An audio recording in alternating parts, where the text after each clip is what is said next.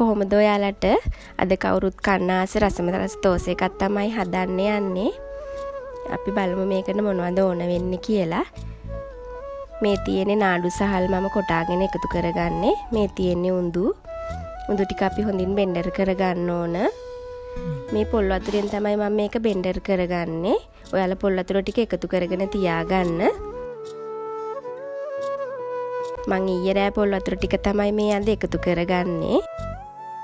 මේ විදියට හොඳට උඳු ටික බෙන්ඩර් කරගන්න ඕන.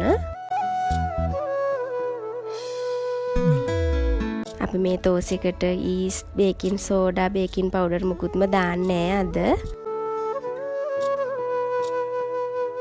දැන් අපි මේ පාන් පිටි තමයි එකතු කරගන්නේ. ඊළඟට මම මේ කොටාගත්ත නාඩු සහල් ටික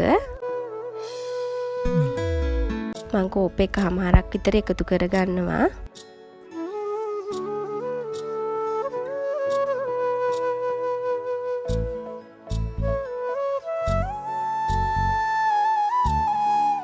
දැන් මම ලුණු ටිකකුත් දාගන්නවා. ඔයාලා අවශ්‍ය පමණට දාගන්න. මේක හොඳින් කලවම් කරගන්න ඕන. මේක කලවම් කරගන්න ඕනෙත් පොල් වතුර වලින්. පොල් වතුර ටික ටික එකතු කරලා හොඳින් කලවම් කරගන්න.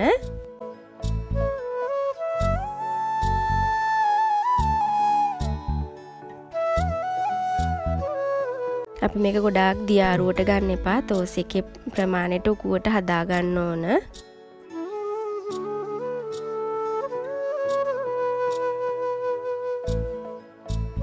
මේක ගොඩක් රසයි. අපි අද වෙන දේවල් මේවට එකතු කරන්නේ නැහැ. මේක හොඳින් කලවම් කරගන්න. මේ ගානට කලවම් කරගන්න. මේක පැය එකමාරක් විතර හොඳින් වහලා තියන්න. ඊට පස්සේ බලන්නකෝ කොහොමද දැන් තියෙන්නේ කියලා. දැන් අපි තෝසෙක හදන්නයි යන්නේ. මේ විදියට පෑන් එක තෙල් ටිකක් ගා ගන්න.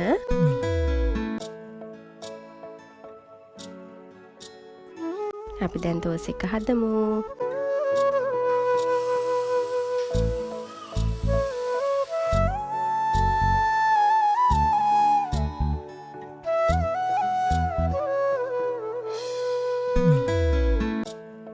බලන්නකෝ අපේ තෝසෙක හොඳට පිපිලා එන හැටි. මේකට අපි මොනවත් අද දැම්මේ නැහැ. පොල් වතුර විතරයි එකතු කරගත්තේ.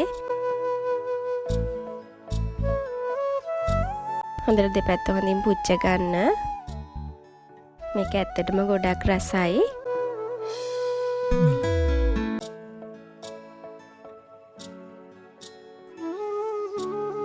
අපි තව එකක් හදාගමු.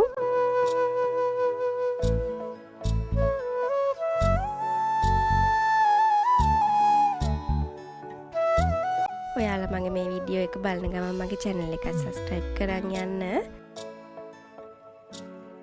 like එකකුත් දාන්න. කමෙන්ට් එකකුත් ලියන්නකෝ. බලන්නකෝ දැන් හදාගත්ත තෝසෙක කොහොමද කියලා. අපි දැන් මේකට ගැලපෙන පොල් සම්බෝලයක් තමයි හදාගන්නේ අද. ඔයාලා මේ සම්බෝලෙම හදාගෙන කාලා බලන්නකෝ. අපි දැන් මිරිස් ටිකක් එකතු කරගමු. ගාමිරි සැර ටිකක් අනිවාර්යයෙන්ම එකතු කරගන්න ඕන. මේ විදියට හොඳින් කොටා ගන්න. රතු ලුණු ටිකකුත් අපි දාගමු. දැන් අපි පොල් ටිකත් එකතු කරගන්නවා. හොඳින් කොටා ගන්න. දෙහි ටිකකුත් අපි එකතු කරගමු.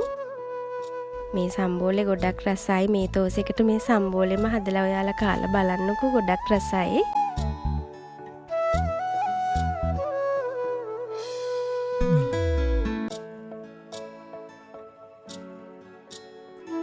බලන්නකෝ අපි කොටාගත්ත පොල් සම්බෝලේ.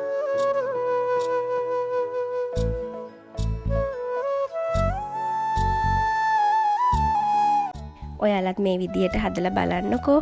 නැවතත් මේ වගේ රසවත් වීඩියෝ එකකින් හමු වෙමු. සුබ දවසක් ඔයාලා හැමෝටම.